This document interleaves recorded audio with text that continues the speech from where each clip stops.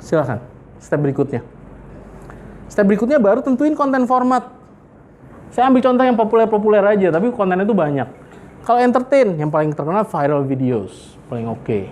Video itu soalnya dynamic, bisa ada gerakan, ada audio, ada visual, bisa ada karakter muncul di situ. Kalau seri, bisa ada kontinuasi dari karakternya. Seru lah pokoknya viral video semuanya. Yang populer juga adalah yang sifatnya visual. Visual ini bisa infografis dan lain-lain. Tapi kalau yang entertain biasanya komik. Komik ini lagi terkenal nih. Saya surprise juga ada komik artis kayak namanya Tai Lalat, mungkin tahu ya. Followernya di Instagram 2 juta, yang ikutin di Line banyak banget. Dan ini bocoran dikit, cover Marketeers edisi depan tuh bolak-balik depan belakang, depannya Juki, belakangnya Tai Lalat. Kenapa? Karena kita mau bikin konten yang dekat dengan yang kekinian. Sekarang tuh konten tuh banyak kan komik strip. Mau nyindir, kalau zaman dulu di Amerika udah terkenal Dilbert. Mau nyindir, tapi kelasnya kelas pembaca Marketeers ini kan manager, decision maker. Dilbert itu keren karena dia komik tapi buat decision maker. Buat orang kantoran yang masa tersindir kalau baca gitu. Nah kita mau begitu. Komik strip dan kontes. Itu yang sering orang lupa, itu sebenarnya entertainment kontes itu. Entertainment. Bener kontes itu. Kontes itu kan membuat orang pengen menang, ada gamification di situ. Jadi sebenarnya orang tuh berlomba-lomba pengen menang. Ini kalau yang punya anak kecil tahu, banyak anak kecil itu suka, sampai bapak emaknya juga suka ke Time Zone, Fun World dan teman-temannya itu untuk ngumpulin karcis yang keluarnya panjang itu. Sampai sekarton kumpulin, dapatnya udah ngumpulin 3.000, dapat boneka kecil segini. Itu habis ratusan juta udah mungkin tuh kumpulin karcis gitu. Itu kontes, itu gamification. Karena pengen banget, aduh boneka itu pengen, tapi 3.000 tiket, waduh sampai kapan nih dapat? Isi ulang terus. Mendingannya beli aja bonekanya. Tapi kenapa? Kenapa orang tuh ngejar hadiah? Kenapa nggak beli aja hadiahnya gitu? Kenapa orang ikut undian iPhone, kenapa nggak beli iPhone-nya aja? Terus beli supaya dapat kesempatan menang iPhone. Padahal dengan beli itu dia bisa beli iPhone. Ya karena ada elemen nyandunya itu di kontes. Kontes itu addiktif. Ada gamification-nya. Orang nggak mau kalah. Dan berikutnya silahkan. Kalau inspire itu artinya kan nyari contekan. Role model saya siapa? Paling gampang contekan itu ya. Kalau kita mau nyari hotel yang paling keren di luar nih. Wah di Tokyo apa yang paling keren? Di New York hotel mana yang paling keren? Biasanya nyarinya di TripAdvisor. TripAdvisor itu orangnya kita nggak kenal, nge-review hotel, ada 3.000 orang bilang hotel ini bagus, pasti bener dong, masa 3.000 orang bohong. 3.000 orang nge-review hotel ini bagus, percaya kita. Jadilah review itu inspiring. Sekarang GM itu kan nggak pernah kelihatan di hotel. Mana GM-nya kok nggak ada? GM di ruangan lagi ngebalasin TripAdvisor. Nggak ada di hotel. Bukan general manager dia itu sebenarnya. Dia mungkin review manager sebenarnya. Dan ada endorser. Ini kalau punya vlogger dan lain-lain, vlogger itu adalah endorser, role model. Nah, kalau dia aja pakai, saya juga mau. Kalau ada yang ngefans sama Raditya Dika pakai ini, saya juga pakai ini. Banyak yang terpengaruh endorser. Jadi kalau ada fansnya Agnes Monica, ya good luck deh tuh. Beli tuh minyak angin apa semua itu. Banyak. Banyak produknya soalnya. Mulai dari minyak angin sampai telco dan lain-lain. Top list.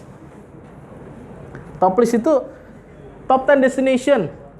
Top things you have to do. Dan lain-lain. Itu semua inspirasi. Banyak sekali branded content yang top list ini. Karena diselipin di nomor 6-nya. Beli produk kita gitu. Ini top list. Ini adalah inspiring. Branded content tuh banyak sekali. Dan sekarang Bapak Ibu sekalian, karena kita bermain di media juga, teman-teman media tuh pintar sekarang. Kalau dulu itu kan kalau konten berbayar ya, ada tulisannya advertorial. Sekarang udah blurring tuh. Mana yang advertorial, mana yang benar editorial content udah hampir nggak kelihatan. Ada berita yang dari New York Times tuh bilang, kita melakukan rating konten. Artikel yang menang tahun kemarin dan 2 tahun sebelumnya, sebagai best article di tahun itu, article of the year, berdasarkan most views Berapa banyak yang adalah artikel advertorial berbayar. Yang menang article of the year itu advertorial. Jadi orang baca itu nggak sadar dijualin. Banyak itu yang ketipu dalam tanda kutip. Tapi kalau dilihat contoh artikelnya begini.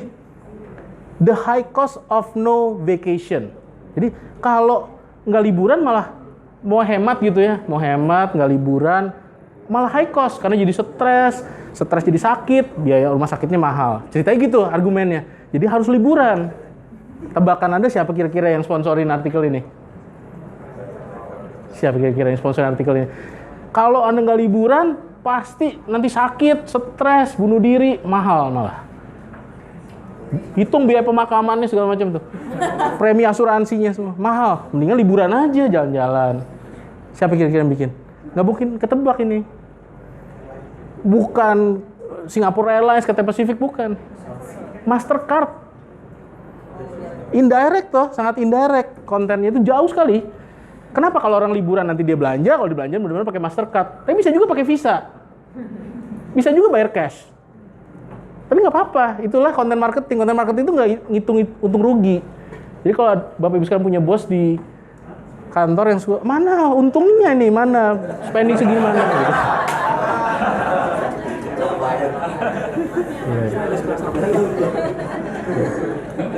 Saya tahu soalnya bos saya juga begitu. Jadi top list reviews, endorser to inspire. Yang berikutnya adalah convincing. Gimana cara convince? Konten-konten yang convincing itu adalah brosur. Paling gampang nih brosur. Tapi brosur itu jangan tulisan semua, Bapak Ibu sekalian. Brosur itu loh. Lihat brosur-brosur, tulisan semua. Ini mau jual apaan sebenarnya? Produk demo, tunjukin. Perusahaan IT paling senang produk demo. Dia tunjukin cara pakai seperti apa. Case study. Kalau B2B, udah pernah sukses belum sebelumnya? Pasangin mesin ini di pabrik. Apa case study-nya? Itu semua convincing. Ini tools-nya orang-orang jualan. Brosur, produk demo, case study.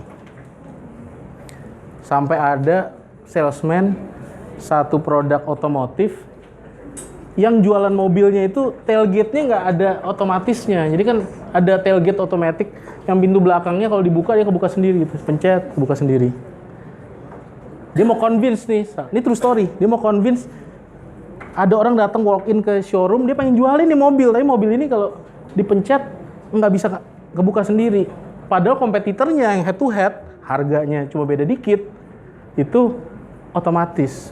Jadi si yang walk in ini, customernya tanya, wah rugi dong saya beli di sini. Nawar cerita ini. Saya mau bener kompetitor aja, saya cuma nambah 2 juta, dapat yang otomatis. Padahal kalau beli yang ini, nambah otomatisnya itu 40 juta, pasang sendiri. Jadi saya pindah aja, mau nawar ceritanya. Kan kalau nawar itu suka pura-pura pergi gitu ya, supaya dipanggil. Mau nawar sebenarnya. Salesman-nya nggak kalah kreatif, karena dia udah belajar convincing. Udah diajarin sama Mark Plus, salesman. Lah Pak, itu bagus buat Bapak kalau ngangkat itu. Pertama, kalau di tembok nggak bakal nubruk. Kalau otomatis nubruk. Padahal nggak bisa nubruk, ada sensornya kok, bisa. Berhenti dia. Kalau buka tetet, ada tembok dia berhenti. Tapi kalau customernya itu tujuannya nawar dan dia sebenarnya nggak ngerti mobil juga, oh iya juga ya gitu. Nubruk tembok ntar. Yang kedua Pak, Bapak nggak perlu ke gym karena buat ngangkat-ngangkat nih bicep bagus gitu. Itu convincing. Bisa aja dia. Padahal apa susahnya ngangkat begitu doang. Convincing itu rasional. Segala sesuatu yang tidak rasional mungkinnya dirasionalkan sama salesman-nya. Karena kita tahu di sini konten ini itu di delivery-nya itu bukan pakai YouTube. Yang di sini nih. Ini konten delivery-nya pakai salesman di sini kebanyakan. Jadi konten itu jangan dibilang selalu digital. Konten marketing itu nggak selalu digital. Kadang-kadang salesman yang bawa tools-nya. Salesman yang demo. Salesman yang bawa brosur. Brosurnya kalau dikasih begitu nggak jadi beli dia. Tapi kalau diceritain dengan rayuan salesman yang terkenal itu, bisa jadi beli nanti. Baru di rumah sadar, kenapa beli ya tadi ya gitu. Salesman-nya ganteng mungkin, jadi beli. Ini yang convince. Yang berikutnya, yang terakhir adalah educate to tutorial, tips, infografis. Jadi kalau edukasi biasanya tips, cara merawat mobil, cara mudik aman dan lain-lain. Tutorial, resep masak misalnya, dan infografis, data dan lain-lain. Ini untuk edukasi. Jadi ada, kalau komplitnya ada edukasi, silakan next slide-nya. Komplitnya ada educate dengan contoh-contoh ini ya. Dan ada beberapa yang saya nggak bisa masukin karena tempatnya nggak muat. Jadi banyak sebenarnya konten ini. Tapi Bapak Ibu sekalian harus ngelihat format tertentu itu ada yang sifatnya lebih edukatif, ada yang sifatnya lebih entertaining. Bukan berarti brosur nggak bisa entertainment, bisa. Tapi dia lebih convincing aja fungsinya. Kalau brosurnya si komik, dia masuk ke sini. Dan lain-lain. Ini semua adalah konten format. Ini yang step kelima. Tinggal satu step lagi. Placement-nya di mana? Kita ngomong customer journey. Orang brand selain tahu persona juga tahu customer journey biasanya. Customer journey itu online offline dan pindah-pindah. Udah ngetrend tadi saya bilang orang cobain baju, sepatu di toko, belinya online. Udah biasa itu. Kebalikannya juga begitu. Ada yang search online, terus dia ke Alfamart untuk beli. Kenapa? Karena wah kalau kirim, kena ongkos kirim, kena ongkir, tunggu besok lagi. Kalau same day, pakai GoSend, 15.000. Ada yang pelit juga, ada yang nggak sabaran. Semua dunia e-commerce buyer itu sebagian besar nggak sabar. Karena sebagian besar komplainnya adalah delivery telat. Padahal ya nggak telat, yep, next day. Tapi dia berharap next day itu jam 5 pagi gitu, pas dia bangun udah nyampe barangnya. Jadi nggak sabaran. Tapi dia pindah online offline begitu. Sampai pernah ada satu kasus yang unik juga. Ada orang beli di Tokopedia, toko resminya Unilever, dia beli Pepsodent, terus dia pilih metode pembayarannya itu, di Tokopedia, metode pembayarannya adalah pembayaran di Alfamart. Kenapa nggak beli di Alfamart aja sekalian? Aneh. Dikirim barangnya, tapi bayar di Alfamart. Padahal di rak sebelah ada Pepsodent. Itu. Ini online offline pindah-pindah aja. Pindah-pindah. Online, offline. Dari kenal, tertarik, tanya, act, dan advocate. Tahu, tertarik, tanya, beli, dan rekomendasikan. Contohnya nih, silakan. Dari TV, lihat iklannya. Kemudian, next. Lihat di Facebook. Next lagi, dapat brosur. Iklannya keren nih, mobil baru launching. Di Facebook ada advertising-nya juga keren, mobilnya bisa dilihat. Di sini kasih, oh ada price list, dia bisa dapat price list. Kemudian dia tanya, cek di YouTube. Ada tuh Motomobi sekarang, kita kenal. Product review. Cek, bagus nggak nih menurut reviewer netral yang tidak dibayar. Pengen tahu, kelemahannya apa, kurangannya apa. Kalau belok bunyi nggak? Bingung semua tuh. Bagasinya gede apa enggak? Tanya si Motomobi di YouTube. Gak percaya sama YouTube, dia telepon, saya mau test drive. Next slide. Mau test drive. Test drive diliatin mobilnya. Dari ujung ke ujung diliatin satu-satu. Detail. Baru dia yakin udah ngeliatin Facebook, YouTube, ngeliatin semua, baru dia tanda tangan kontrak dengan leasing dan lain-lain. Habis itu dia bangga mobilnya, kasih tahu tetangga, gue baru beli mobil. Tapi sebelumnya foto dulu cekrek, kasih tahu tetangga biasanya nomor 2, Instagram dulu. Instagram, tetangga yang di sosial media ini tahu duluan, baru tetangga yang beneran setelah itu. Jadi sharing, advocacy. Ini step media dilalui, dan ini kan kombinasi online offline dan bolak-balik. Ini nggak cuma sekali loh. Dia lihat YouTube, datang ke showroom. Nggak percaya lagi lihat YouTube lagi, datang ke showroom lagi, bolak-balik. Pindah-pindah online offline. Contoh aja, petain. Bapak Ibu sekalian, masing-masing persona yang tadi udah dibikin di depan, petakan. Kalau si Iwan ini melalui proses ini kira-kira dia kemana? Kalau mau lebih akurat, tanya customer beneran, lakukan survei. Kalau enggak ya dikira-kira aja. Kalau Bapak Ibu sekalian benar-benar kenal customer yang dilayani, tahu pasti behavior-nya kira-kira kayak apa. Baru tentukan placement-nya dari sini. Ini kan banyak konten yang bisa dimasukin ya. Nih ya, saya kasih tahu beberapa konten. Silakan. Sini bisa tips di Facebook. Taruhin tips di sini. Edukasi. next lagi, satu kali lagi. Kasihin brosur di sini, price list di sini. Silakan, satu lagi. Sini, bikin viral video, kerjasama sama vlogger. Kasih produk demo ketika dia di sini. Silakan. Bikin review site supaya orang yang beli produk kita punya platform untuk rekomen. Dia mau rekomen masa ke tetangga doang? Kasih dia kesempatan untuk bisa seperti itu. Ini semua adalah placement-placement yang bisa kita pakai di across touch point. Jadi taruhnya tepat. Konten itu multi format. Ada yang bentuknya print, ada yang bentuknya video, ada yang bentuknya komik. Kita place di tempat-tempat yang strategis. Dan semua objektifnya beda-beda.